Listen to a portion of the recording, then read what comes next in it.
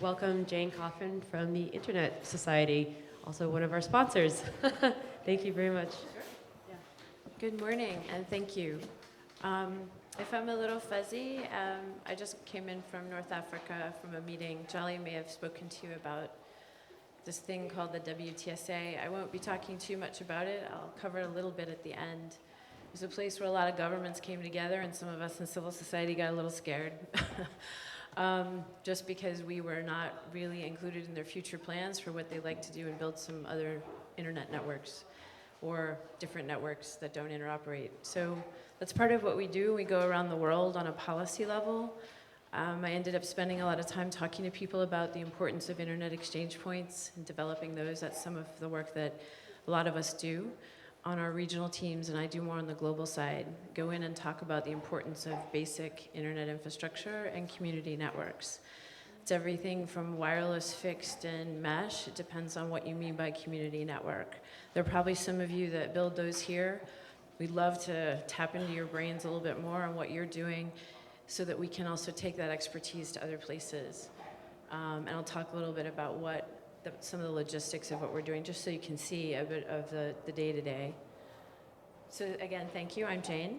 I'm a director of development strategy. That doesn't mean anything other than I try and help make things happen in different places around the world.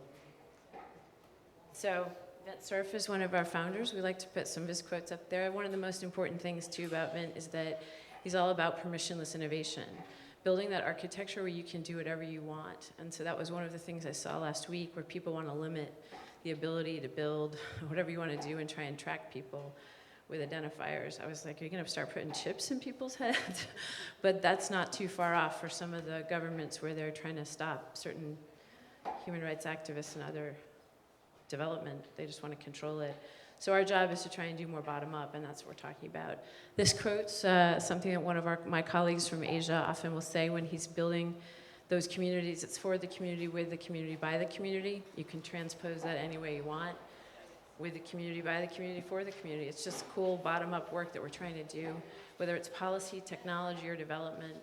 Some of you may know that we're the home of the Internet Engineering Task Force, only from a sort of a logistics, operational, financial perspective. IETF is one of the classic bottom-up standards development organizations. Where I was last week was more of a UN-based, top-down. So we're trying to bring some of that, what we do on the bottom-up side, to those people as well, and encourage them to work with us in that space, say with IEEE and others, ISO. So what we do on grassroots now, part of the current role for us and for our teams, we've got 6 regional offices around the world. We just hired a Middle East Bureau Director. I work mostly with our teams in Europe, doing work in Central Asia, also Papua New Guinea, one of the places we've been going, Latin America, and Africa. The goal is to go to the countries where certain basic infrastructure doesn't exist. So some of this is the IXP development that I talked about, internet exchange points, seriously basic ISP to ISP or operator to operator in-country traffic exchange. If you don't have an IXP in your country, you're sending that traffic out, called long-haul traffic, to another country to exchange it, to talk to each other. It's really expensive. So if you have an IXP, which I think many of you probably get, cheaper, better, faster, cheaper traffic, exchange, better quality of service, and more control in the country. And you can develop more basic infrastructure. So that's part of that economic and social development that we focus on. So again, IXPs, community network development, everything from mesh to wireless. Mostly our focus has been on wireless, but now we're working a little bit past that. Fellowship grants for the bottom-up community development, again, for people to attend events. So what I kind of call the chemical-human reaction, or the human-chemical reaction.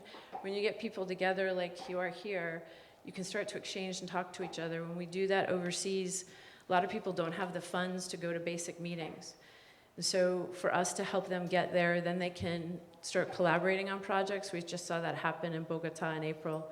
We brought some folks together from Oaxaca and Colombia, and now they're going to try and start a rural community networking project for a farming community outside of Bogota.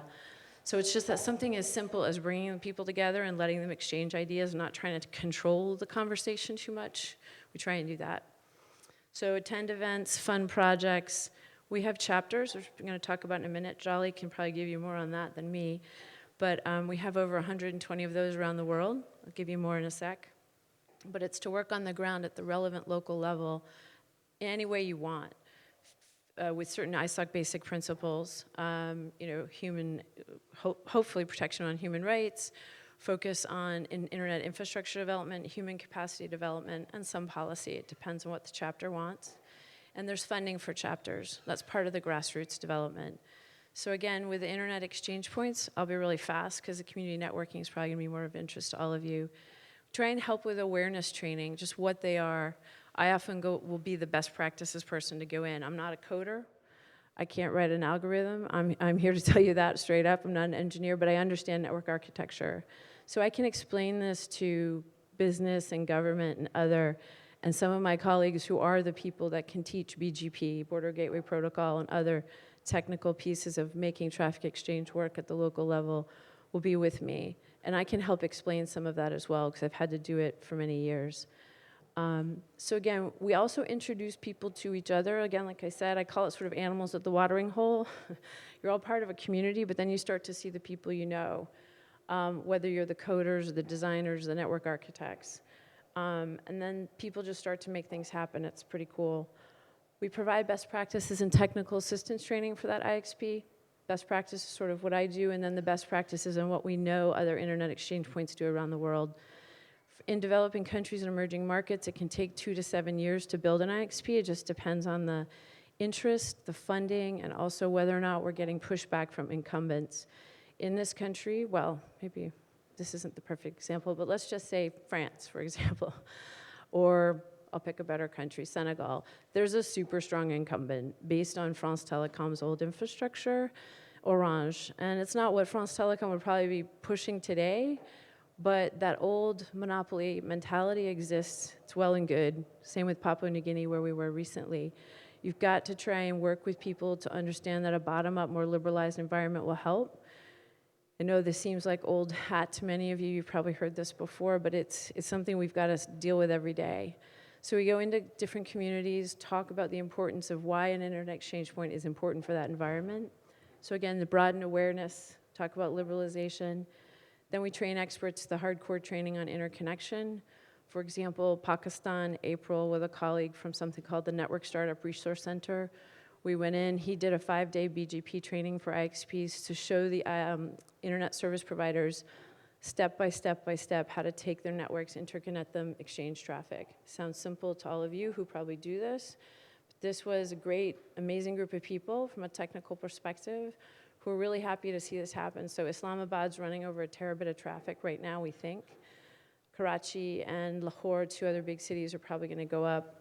We were really surprised to see that the data center was so sophisticated at the Higher Education Commission, which is the partner we've been working with. We have a colleague on the ground as well, an ISOC staff person in Islamabad, who's there to try and do things like encourage an app for people with disabilities with some of the university students. Then he came in, worked with a regulator, brought us in to do the training. It took off, and just magically, not magically, but we've been doing some work with them for about like 1.5 years. So it's a lot of talking to folks on video conferences. Half the time the video conference doesn't work, so you say, okay, we'll just chat.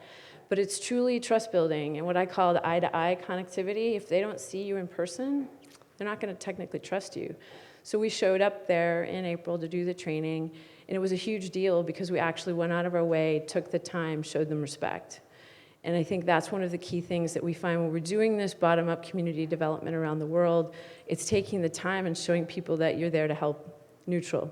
So often I'll say we're there as neutral technical experts, because that's the key thing. We're not coming in as the US, we're not coming in as the Kenyan government, we're not coming in as a Kenyan national. We're internet society staff and colleagues and partners from around the world just helping build that technical capacity. The goal is also that local technical training has to be sustainable. What we do has to be able to last after we leave, and you're looking for local champions, people that you know that can carry this on, like many of you that do what you do in your communities. So that's what we're looking for. We try and educate and train those people. Different language training, for example, in Africa, there were only about 3 to 4 experts about 4 years ago who could go do BGP training for a week. And we helped train them up. get them out in the field. For some of them, it was a little awkward because they weren't used to training. And it's just taken off. So we're really happy to see that, IXs went from about 17 to 34 in a 5-year period. A lot of that was some of the workshops we had done on the ground with some grants from something called the African Union. Again, so train local trainers, broaden tech expertise, eliminate codependence on one partner. Again, you don't do anything in isolation. If someone says, oh, our organization did it alone, they'd be lying. You've got to work with local people, from making sure the government's not going to try and stop what you're doing, just to socialize things with them, make sure they understand why it's helpful. Often partner with government. Some people think we're crazy, but there was no way I could have done what we did in Papua New Guinea without working with the regulator and encouraging them not to be top down, because their first instinct was to say, well, we'll regulate it. We said, why don't you provide the neutral space? And we'll help send the equipment in, we'll do some of the training, but truly, let's figure out where your role could be. Their first idea, of course, is to regulate and license. They may have to do certain licensing things in their world, but we've encouraged them to try and take a hands-off approach, and we've worked with other partners. There are organizations called the Regional Internet Registries. You probably know what they are, but in this hemisphere, it's ARIN, the American Registry for Internet Numbers. Over in Asia, it's something called APNIC. That NIC, or that resource center that hands out IP addresses and autonomous system numbers, is a partner of ours around the world. So we're working with them to transition the training with the guys in Papua New Guinea. Same thing goes with RIPE NCC, which is Europe, most of the former Soviet republics, and the Middle East. So if we do training in, say, Montenegro or Serbia, where we have been doing some work in Armenia, we then partner up with them to say, can you carry on some of that training on IP addressing basics, or IPv4 exhaust, or basic routing? So if we've come in to do basics with them, like this week on Tuesday, I'll head to Macedonia with RIPE, and we're bringing in the Serbian IX and a really great guy from Ireland who runs the Internet Neutral Exchange in Dublin, Neutral IXP, huge network exchange now. Started off with about 5 or 6 networks in Ireland, is a great trainer. So we bring him with us to help explain to the community what they could do. We know we're in for a little bit of a fight because they're not happy necessarily in some of the university environments there, kind of competing interests, but we're just there to see what happens. Oftentimes it'll just be exploratory. Some people will say, well, what was the point? The point is we're bringing people in to say this isn't something that is just unique to the US or unique to Ireland, and it can be done anywhere. I've noted here Armenia, Kyrgyzstan, Macedonia, Papua New Guinea, Serbia. These are some of the countries we've been in, we'll be going to. And again, it's that first, we don't impose ourselves, I should say, on people in these countries. We have staff in the regions. We'll be at different meetings and people will say, so I've heard that you know something about this, talk to me. Half the time I'm sitting on the floor at a meeting with some folks just explaining what it is. We'll do a slideshow. We'll bring in the experts like I've explained. And it just starts to bubble up. It could take a year, it can take 3 months. It depends on the people and their commitment, and if we can, again, find that champion. Grants, these are fellowships for everything from IXPs to attend peering events. So in Africa, we have something called the African Peering and Interconnection Forum. Started about 7 years ago, 30 people attended. I think that first one was in Ghana. We were just in Tanzania at the end of August. There were 300 people there. So 18 different IXPs from Africa. Yahoo showed up. That was the first time I think they'd been there. Amazon, Netflix. It was curious to me because that was the first time some of those bigger companies had been there. Google, Akamai, Facebook had been swirling around in that space for quite some time. You're seeing the large content delivery networks trying to move their caches closer to the consumers. You see these new environments developing. So there's a lot more traffic exchange that needs to happen. We had one really large content delivery network ask me, so how many 10 gig IXs are there in sub-Saharan Africa? And I said, maybe 4, and if you want to use all that traffic, that's just not going to happen. So we often will also send in switches that are donated to us to help build that network infrastructure. Again, teach people BGP, send the switch in, send other folks in to show how to actually interconnect physically, and work out all the bugs, because things never go as you would expect, as you can imagine. Funding for community networking, same idea. Bringing people together who don't necessarily have the opportunity or just maybe didn't know about each other. We funded a study recently in sub-Saharan Africa just to identify where the community networks are being developed. We have to be careful with some of that work because there are some networks that if the governments knew about them, they may not necessarily want them to exist. So we're actually having an event at the end of this month in Nairobi, bringing some people together so they can exchange best practices, learn about what others are doing. But also, we can't webcast that one. Where's Jolly? Sorry about that. We've actually been asked not to, and it was weird because, you know, trying to be open, interoperable. I know. I'm trying to encourage them to sort of take parts of it and not film it, because there are some people, again, who are really kind of worried about not being able to go back to the country they're in or having someone take that opportunity away. It has to do with spectrum and use of TV white space or shared spectrum or innovative use of spectrum, right? So again, attending events is the human chemical reaction that I talk about. Fellowships for IGF and IETF. The Internet Governance Forum is a big event. I figured it was just a way to describe as sort of letting off steam in the internet community with governments and the internet, sort of civil society, technical community, all coming together. It's the child of something called the World Summit on the Information Society. It sort of culminated in Tunisia in 2005 with governments agreeing to try and cooperate to a certain degree. Some governments wanted to manage the internet. This is why that ICANN debate that some of you may know about with IANA, that was so interesting and fascinating that people on Capitol Hill woke up like 10 years later and decided to use it as a campaign event. I'm not sure if you're aware of it, but this was when Cruz decided he'd use it to try and slow things down with the IANA transition. Jolly can bring you up to speed on some of those ICANN issues if you're not aware, but it's the domain name system administration and other. In any event, the IGF is a great event, brings people together all over the world. This year, it's in the beginning of December in Guadalajara. For some people, it's a talk fest. They say it's just a lot of blah, blah. What we're doing is bringing about 15 people from around the world, from India to Nepal to Oaxaca, to Kyrgyzstan and Georgia, Republic of, to meet up and talk about what they're doing on community networking. So that's why an event like that is important for me. Quite frankly, I bring people together on the edges and just sort of let things happen. We do have agendas. It's not that loose, but sometimes you just let it flow.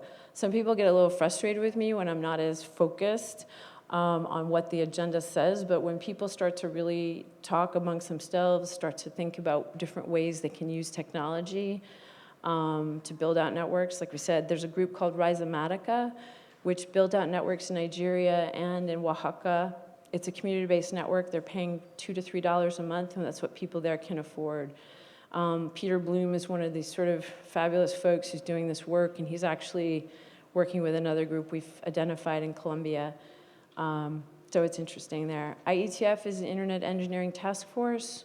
Again, there are policy and technical grants for university students and policy for government officials. Beyond the net funding, I didn't put a hypertext link in here because I couldn't pull up the network, but I'll put it in later.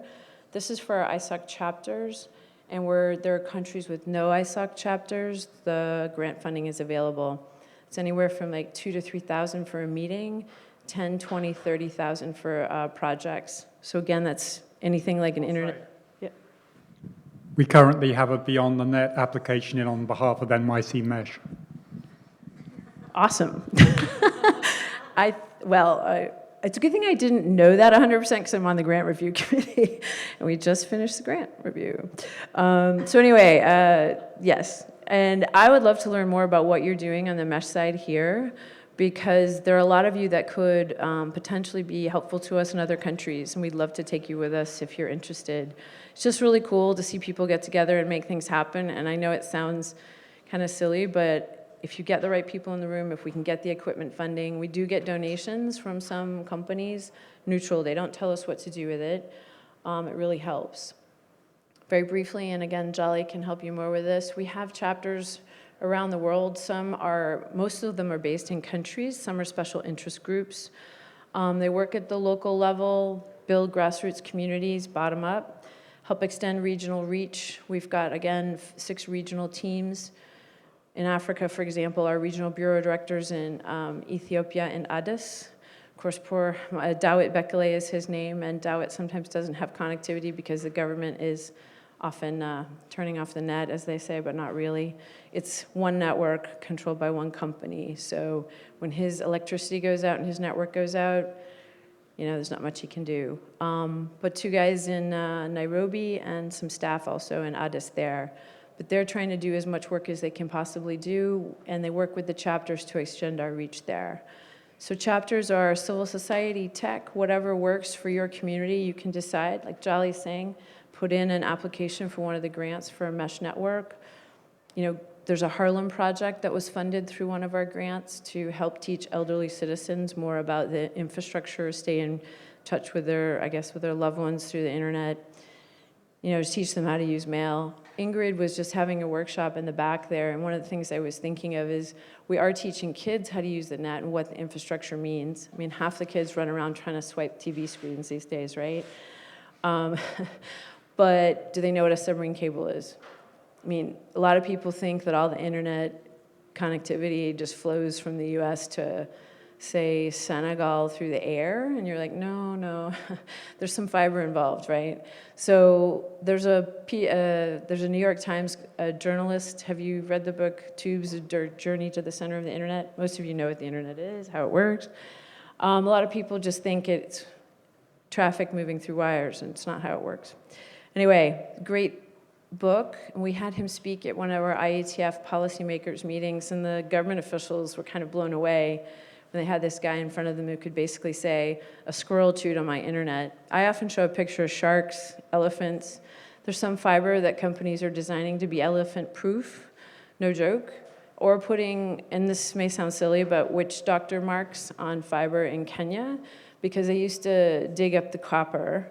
And so now they're putting copper over fiber, so they dig up the copper and leave the fiber. But in some communities, there's this amazing company called Liquid Telecom. They're putting about 100 kilometers of fiber a day in sub-Saharan Africa in. They have to, in some places in Kenya, put in the witch doctor mark, so that's not dug up either. So it's the basics, please don't dig up the infrastructure and or leave it alone. Or teach that community what to do or what it is, protect it. Community networking and wireless for communities, for some of you that are in that space. We started off working in 2006 with a group called the Digital Empowerment Foundation. There's an amazing guy named Osama Manzar who is actually with our CEO and our regional bureau director now in a high mountain village called Tolonia. There's a barefoot college up there. There's some women's weaving villages. I know that sounds a little hokey, but it's true. We've helped wire people up so they can train each other, sell some of their products, but also create schools. One of the other successful projects we funded, but it was started by an amazing guy named Mahaber Pun from the Nepal Wireless Network, carried the equipment up on his back. It sounds crazy, but it's true. He grew up in a poor village in Nepal and felt like he wanted to give something back to the community. So he's been wiring up schools with long-range Wi-Fi. There are other aspects of that you can find on his website, but those are some of the people we help fund and bring together. So this DEF project, DEF is also funded by, say, the Ford Foundation, ISIF, the Swedish Internet Development Agency, and others. But we've been trying to scale our work by taking that Wireless for Communities project, which is about 14 villages in India, one in Pakistan, and some in Nepal, and scaling that. And so that's been something I've been focused on this year with our regional teams. And it's just some of the same things that I've talked about with the IXs. You provide the spark needed to support the local community, build the connectivity and the communities, improve the quality of overall connectivity and internet services, drive demand. Part of the hardest thing is the backhaul out of the village and trying to cut some deals with local providers to help us with that so that we can create a future sustainability of that network on its own, train the local experts. We've partnered up with IEEE to do that. So here's a long list of some of the things we've been doing, and it's just part of what we do on a daily basis. It can take a year to 2 years to 3 years to start to get that community together, but what the impact is pretty strong. On this one, it's linking 2 schools, villages, connectivity to 14 rural locations in Nepal, healthcare centers, And this is where people also start creating their own businesses. We've seen small internet cafes start up, more schools getting connected, the teachers being interested in using it for using the net for training, the data actually, obviously. This is our African Regional Bureau, some of our activities. Again, convening, getting together, bringing people from various parts of the world together, working with consultants. This young guy, Carlos, is really not a consultant. He's a student who's working on a project in South Africa. We've asked him and a colleague to identify the different projects in sub-Saharan Africa so that we know who's out there and who we could work with more. And we're holding the first summit with some of these community networks on the 21st of November. We're partnering up with some folks called ACM Dev. It's the Computing for Development in different universities, largely led out of Cambridge in the UK. But there are a lot of different universities who are trying to focus more and more on how to partner up, provide connectivity. Georgia, beautiful country. This is an actual picture of the Tusheti region. A colleague of mine from Finland is working with some local people and the government to try and build a network there. In Latin America, I spoke a little bit about the Oaxaca team. We didn't have anything to do with that. Full credit to others who've worked with them. But we're trying to take advantage of the great resources in that region to do more training and build more networks. There's a group called Guifi.net. I don't know if you know them, out of Spain in Barcelona. They're one of the top sort of examples of an interesting community network that's done everything from fixed, wireless, Wi-Fi, other. They pretty much got together because the prices were so high and the government wasn't providing service out to certain regions. This is also providing fiber in Barcelona itself.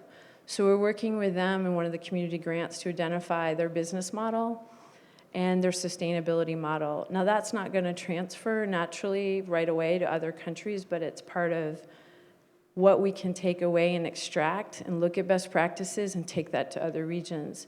So they'll be with us in Mexico in the beginning of December. If any of you might be there at the Internet Governance Forum, I know there's a lot of talking that goes on there, but we're having a full day event with the University of Guadalajara at a local library. I think there's a woman here who works for the Brooklyn Library, so I was really interested to hear that. But we've been partnering up with that library. The university provides the Wi-Fi to that library. So we thought, well, let's have a one-day event. We've got everybody together. We can do some real work. And so we'll just sort of spend an entire day talking about technology, business models, sustainability, so that we can amplify and sort of replicate what's going on in other places. Colnodo is a group out of Bogota that does great work from the community networking development to training. So those two organizations, Rhizomatica in Colombia, this is the coolest new project, will be trying to, we're giving about a $30,000 grant to do work in a farming village in Colombia. In a way, it's also just part and parcel of how things are changing in different countries slowly, where you see the ability to go in. The spectrum coordination in Colombia, there's an amazing female minister now. The woman is kind of young, dynamic, looking at ways to focus on shared use of spectrum, TV, white space, and other. Some countries we go into, they won't even consider it. Sort of super military controlled or government controlled. I lived in Armenia for 3 years, and when I was there, 99% of the spectrum was controlled by the government. If you wanted to try and create more business and other, it was kind of a tough moment there. But over time, things have freed up a little bit. But don't think that it's, here it's tricky in the US. I know there's a lot of debate about this and use. I'm from Maine, and even up there, I was thinking I'm gonna have to go build a mesh network where my parents are because I can barely get connectivity. Had to hold your mobile phone up at the end of the driveway, wherever we were. But bottom line is, there's still complications around the world. This is some of the other things we're doing, just coordination. DSA is a Dynamic Spectrum Alliance. A lot of people think they're just sort of a Microsoft-controlled organization. That's not really the case. There are a lot of people from developing countries working through them to try and focus on TV white space, alternative use of spectrum. And here are some of the things we've done. And so this is the reason I'm showing you some of this, is that the funding we get comes from .org, which we helped create. I'm not sure if some of you know that, the registry. .org is run by PIR. That was a move by the Internet Society to become more self-sustainable. So that's a nonprofit that funds a nonprofit. We also have grants from companies, other nonprofits.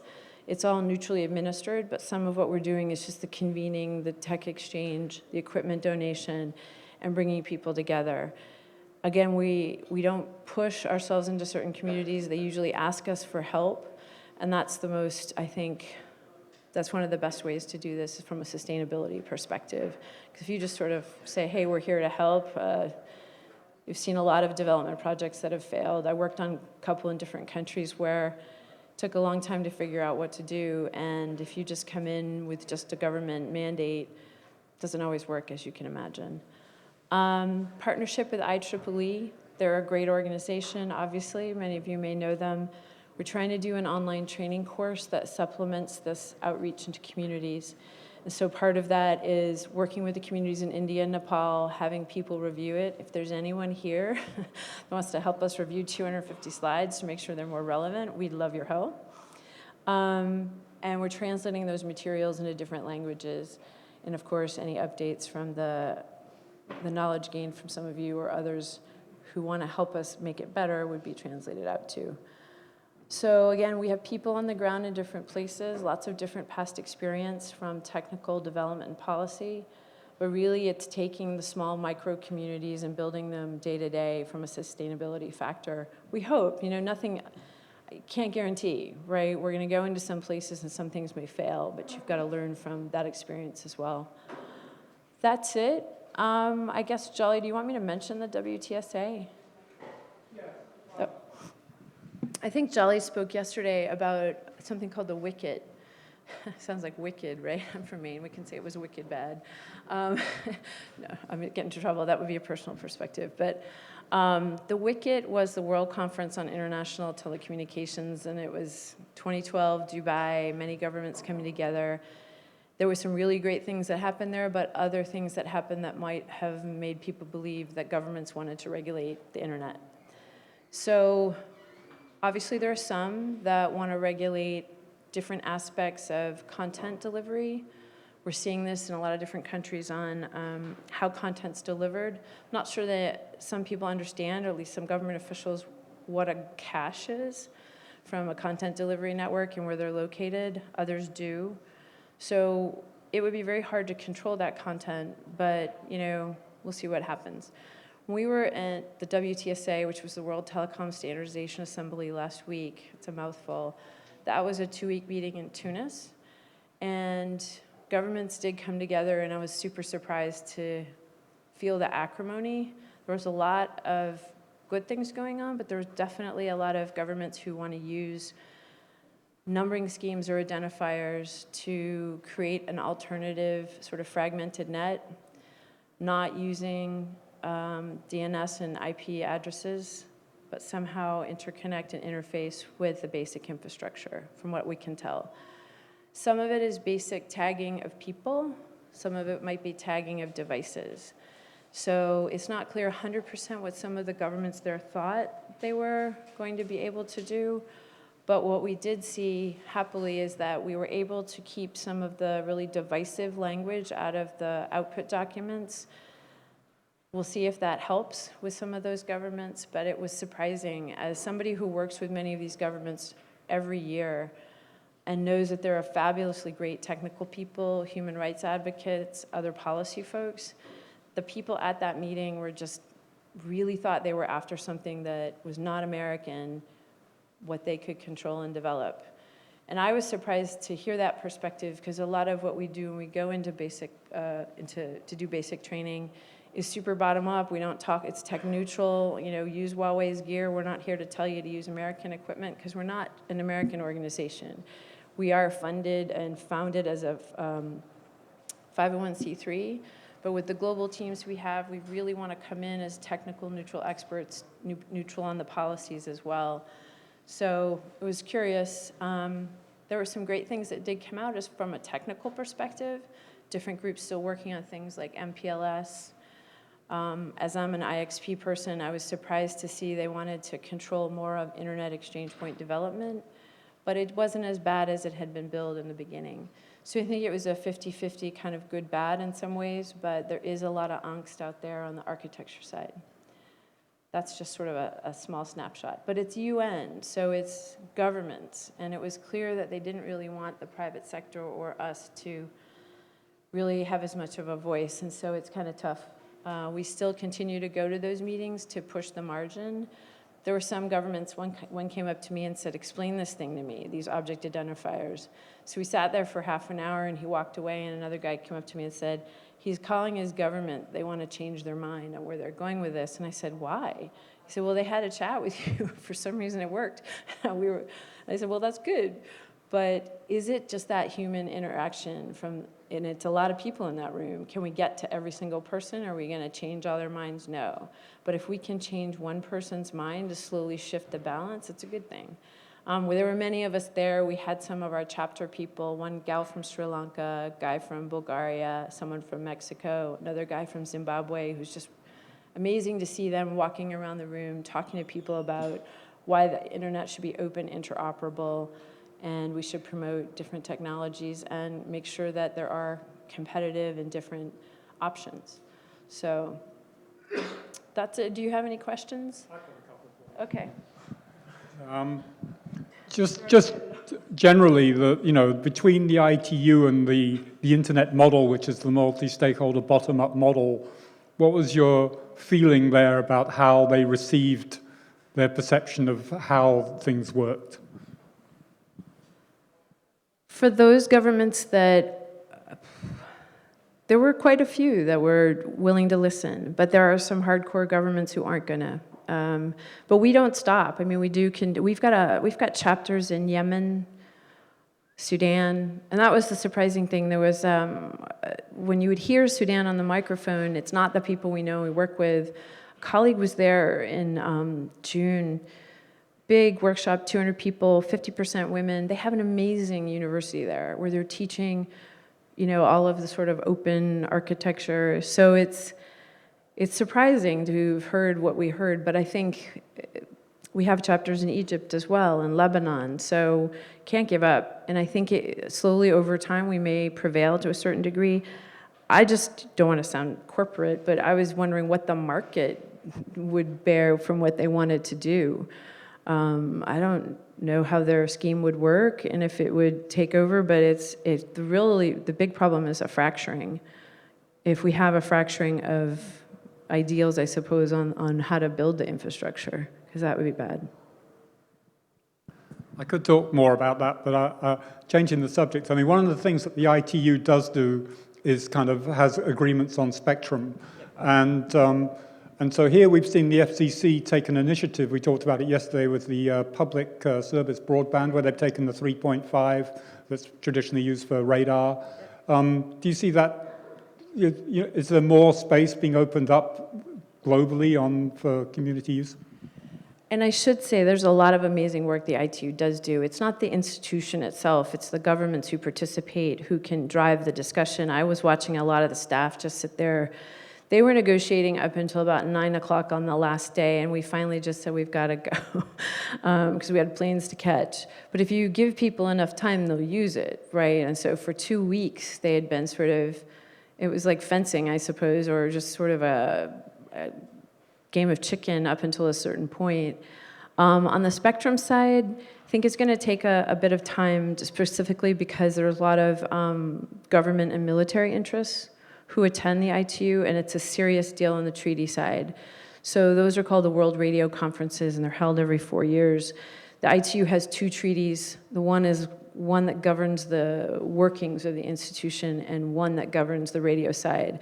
I would say that this is just a personal perspective, I think if some governments had to say what the most important part was, it would be radio first. It's where your orbital slots and spectrum are decided, and some where you can apply for certain orbital slots for the most part.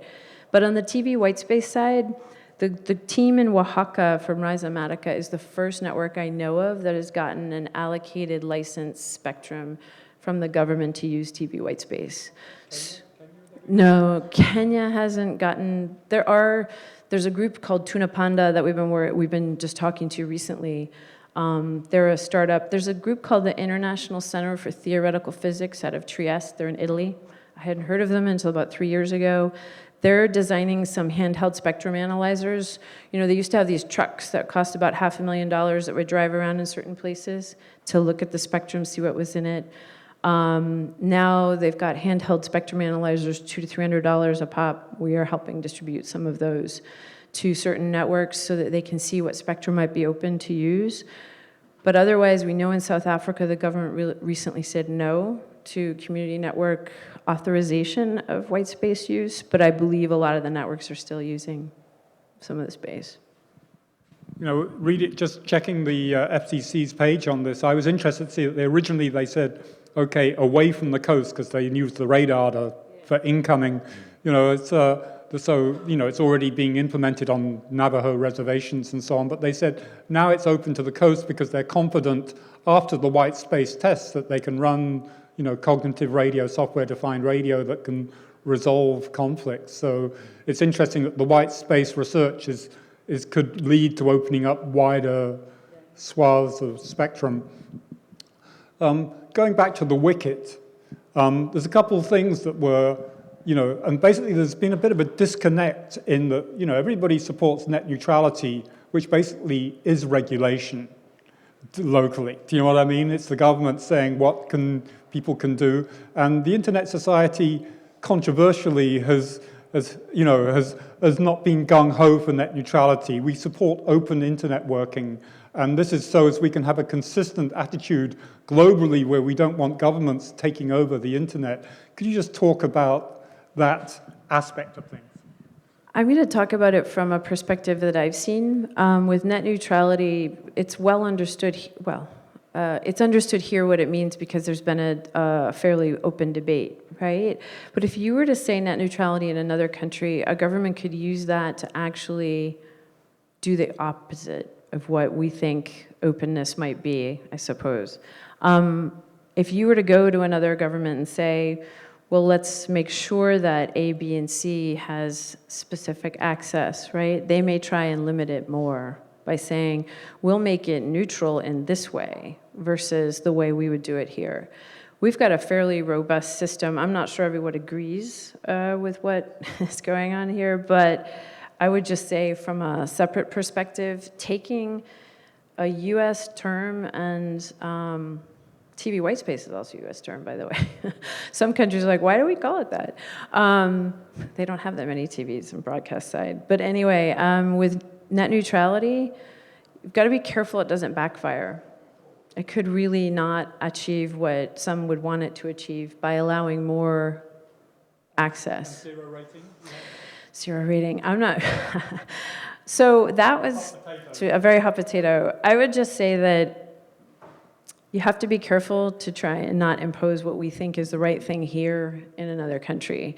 On zero rating in India, that community spoke out. I would say that I know that there are certain people who are trying to promote more access and broaden the debate from a Facebook side. Now, if you look at what was going on in India, it certainly wasn't providing it didn't seem to provide open access, right? In Zimbabwe, it was open. All the icons were available on the phone. Anyone could access any type of infrastructure they wanted to. So it depends on how it's being sold, I guess you could say, from a marketing perspective. I was just really surprised that people weren't smarter about trying to talk about what they wanted in India. And I don't want to criticize the company at hand, but basically, if nothing's free, so what is it you're offering? Are you trying to get more consumers to use your product, i.e., do you want more people to look at Facebook? And Ingrid's group was talking about educating people about the internet. Why would half the kids who run around and use their smartphones think that Facebook is the internet or Google? And so you've got to try and teach people that there's way more to it than just that. But if you're talking about walled gardens, we're not supportive of that at all, right? And if net neutrality in a certain country is meant to help with more liberalization, better traffic exchange, less control of content, great, right? And I think if you're talking about technical controls, that's even worse. And if that's what we were seeing coming out of the WTSA, I hope that's not how it incarnates itself, but we'll see. You know, it's interesting that Evan Leibovich, who from our Canada chapter, who we know went to work for the United Nations, changed his job and is dealing with refugees, and he's saying that a lot of these people leave their countries and all they have is the cell phone. You know, that's like what they carry, and without something like a 0 rating, they cannot communicate. And so, you know, there's value in it. An even more obscure topic, but going back to the wicket, one of the issues was sender pays, which was going on with these, and what is happening in these African countries where they've traditionally been this cash cow of, you know, the money comes in when people call into the country. And so when people access something from the internet, they call from something from Google, they're saying that Google should pay to send that. So is that a dead duck now? No, it's very much open, and I think that's part of what they were trying to get at this week, or last week. From an old telephone system perspective, some of you may not know what they are, but have you heard of accounting rates? Probably not. So, super simple example, AT&T, BT, phone call, you know, is initiated. You open a connection through the submarine cable, obviously, traffic wasn't flying through the air. The call is made and it's identified on the other end, so you know from start to finish of the call who started it, who received it, generally, unless it's leaky PBX, which was an old thing. But you know who received the call, you know how long they were on the call, and you can figure out how much to pay each other. So they created this thing, which was, in a very high-level perspective, a 50-50 split. If I send you 50 minutes and you send me 50 minutes, we're even. But if I send you 100 and you send me 50, I owe you for the 50, right? So it was called an accounting rate on the phone minutes. It used to be $15 a minute, $7 a minute in some countries. So there was a huge fight. They're blocking VoIP. Yeah. They're trying to set up devices to filter the traffic and identify it now and say that you want to charge per packet, which is random and weird, but we're all like, it's not going to work that way. But technology will go around certain solutions that others will come up with. In Senegal, they tried this, and it just kind of backfired. But it's still something where the words bypass came up and alternative calling procedures. So they consider the internet traffic or voice traffic an alternative calling procedure, something that goes around the traditional fixed network. Same with, which aren't as traditional and fixed as they used to be, but that's okay. And it's mystifying because we're talking about innovation, IP-based networks, other technologies allowing for social economic development. It's been proven. Why you wouldn't want to stimulate that, you do have to come down to some hardcore questions. And that's where we come in with our principle-based discussions about open, interoperable, got to have access, and affordability is an access issue as well. So how can you make it more affordable in certain countries? If some people in some countries, as Jolly was asking about 0 rating, if they feel that they want to use that service, if it was free for a while and then switch over later, why not? That's their prerogative. I mean, who are we to tell them they can't do that? But if it does sort of trap them in a walled garden, they need to know that. And so that's part of some of the information we're trying to get out there. But this bypass issue, I was just shocked that it was still alive because it was there 20 years ago. And now it's back. Or it never died and it's back again. But think about it this way. Some countries still want to monitor the traffic coming in. And we're just trying to figure out ways to encourage people to think in a different direction. To embrace technology, build out the infrastructure, build the human capacity and the technical capacity, and allow more options. I think that's one of the most important things. And to train their people, because the more trained people you have from the technical perspective and you open their eyes to other options, they take that technology and do what they will with it. So again, it's just providing those options and that information, which can be so critical. And getting people together. I mean, quite frankly, if they can't afford it and we can bring them together on occasion, that's just great because they'll find other ways to work together later on. So thank you for your time. I appreciate it. And this is really cool. I'm really glad to be here. I think we need to see more of this from our side in the Internet Society and try and support you more because I knew from Jolly about some of the work you guys were doing, but this is really cool. So thank you very much. Thank you. Cool. Thank you so much. That was so much interesting information and good to know how to be involved too. So thank you so much.